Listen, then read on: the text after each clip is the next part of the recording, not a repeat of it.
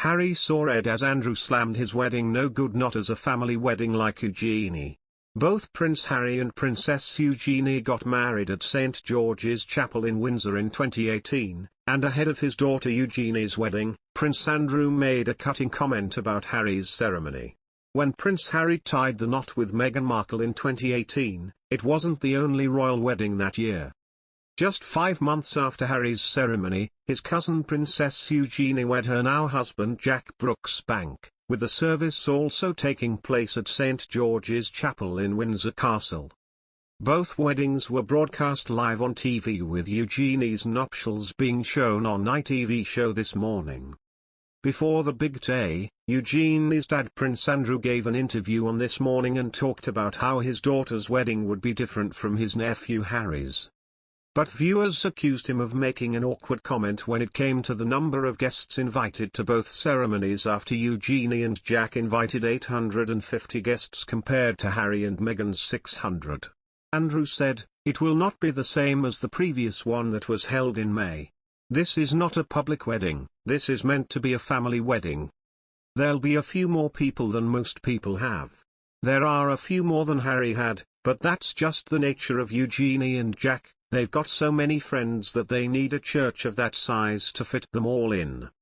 At the time, one Twitter user said of the weddings, "So seems like a competition for him." Another wrote, throwing some shade there Duke, while one commented, "So Harry have, not got so many friends." While another said that he was throwing shade all over the place.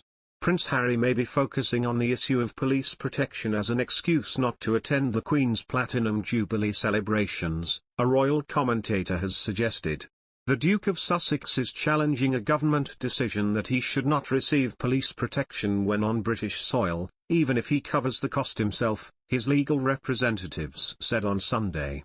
Harry and wife Meghan Markle have relied on a private security team since quitting the UK for the United States in 2020 after stepping down as frontline royals. His legal team argues such arrangements would not offer sufficient protection for the pair should they visit the UK.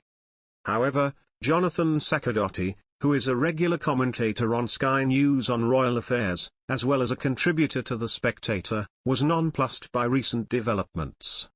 He told Express.co.uk, "I don't understand why they're making such a fuss about it. They have their own private security, as they have said, and the fact of the matter is, even if they are paying for it, the police are not for hire. So I think that the police make, in tandem with governments and the royal family, decisions over who need police protection. I think that's extended to certain members of the royal family, particularly the working ones, but not always all of them." Consequently, Mr. Saccardotti wondered whether there might be more to Harry's latest demands than met the eye. He explained, "It makes me wonder whether this might be an excuse not to come, which they could blame on the family rather than themselves. Because certainly their presence might be quite awkward in terms of stealing the pulpit from the Queen and celebrations, and perhaps this is one way they can avoid that. I hate to think that the motivation behind it, but one never knows.